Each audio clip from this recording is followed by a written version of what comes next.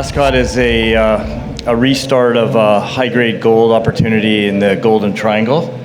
And it's located at the southern end of the Golden Triangle near Stewart, British Columbia, and Hyder, Alaska.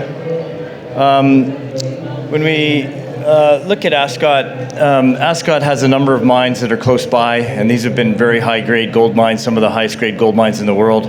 Estee Creek was certainly one of the very popular mines, Snip, and the Premier Mine itself was the largest gold mine in North America for about 30 years. The strategy of Ascot is a relatively simple one. It's to take existing deposits around a common infrastructure, really a hub and spoke type setup. And over the last 2 years, since management's been involved, we've been developing those projects to take back and restart the mine. There's 3 mines that are quite close to the mill, and then a 4th deposit that was acquired in 2019, the IDM Red Mountain project. And the reason that this is being done is because the capital cost for restarting is much, much lower than normal. These are high-grade deposits that have the ability to produce in the neighborhood of around 200,000 ounces a year for a minimum of 10 years. The time frame as well for restarting to production with good gold prices is much shorter than normal because we're not really building that much. We're just refurbishing something that's already there. Over the past 2 years, really what management has been able to do is consolidate the area around the mill, acquire 2 other deposits, both the Silver Coin and Red Mountain, and prepare those. We're almost completed to release our feasibility study to get that ready for production. So that took quite a bit of drilling, and in the last year we drilled about 53,000 meters to infill, to prepare for the mine planning that's coming imminently. And at the same time, keep the exploration potential, which has been known in this area. So we have 15 different targets, which I'll talk about in a little while, that need to be further explored to expand the resources.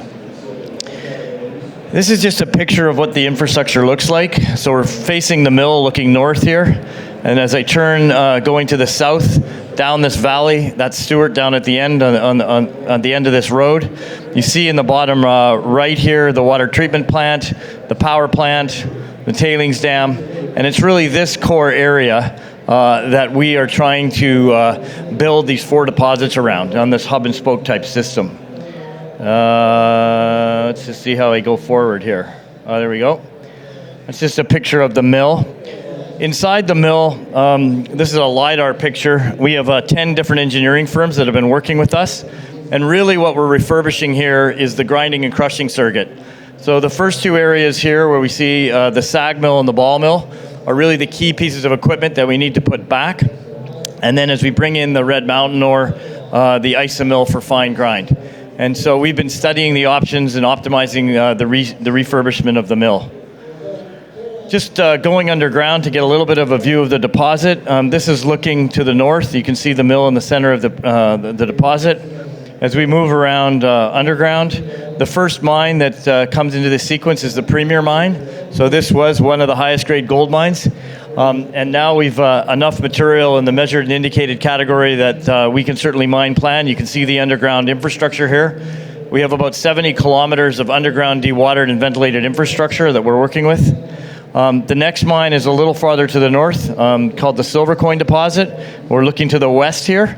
And this is another area with 2 portals. We've opened up those portals and gone back underground, and we've infilled that to allow us to get enough critical mass to get that going right away as we start the mining.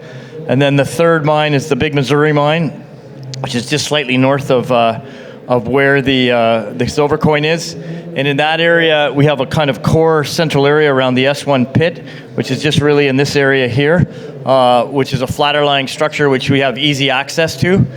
We've taken a robotic drone and gone underground, so we're feeling pretty good about how the underground is going to come together. Moving on to the Red Mountain. So Red Mountain is about 12 kilometers to the southeast of where we are. When we look at Red Mountain is a vertical style deposit, which has the opportunity for us to do very, very low cost mining. The Mark zone, which is really in this area here, which is close to the southern portal, grades at around 10 grams a ton.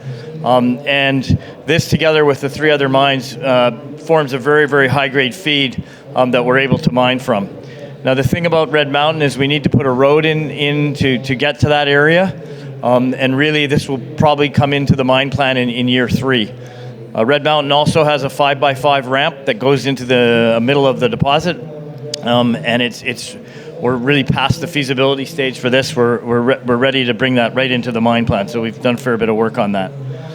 In terms of exploration, although we come from an engineering background and we're trying to get this to a cash flow producing asset, we also have a lot of opportunity because this is some of the world's best areas for gold and silver. And we have 3 main areas really that we're trying to do the exploration in. We have 15 different targets, but the 3 main areas really are to the northeast.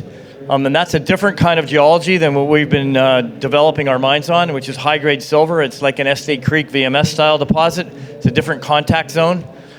We were fortunate to see some historical drilling, and our neighbors, Pretium to the east, drilling in that area. We did some work on it this summer and put some drill holes in, and we're talking between 1,000 and 10,000 grams silver. So it's pretty high grade, and certainly an area we want to explore more as we go into this summer.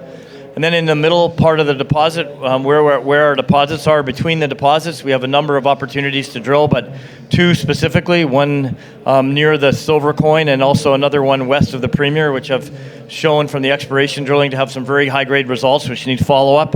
And then finally on Red Mountain, the Lost Valley, which really is a receded glacier. It's like a big road cut, which has opened up a number of quite good deposits for us to explore. So we have no shortage of opportunities on our own ground to do quite a lot of exploration, and we'll continue to work on that.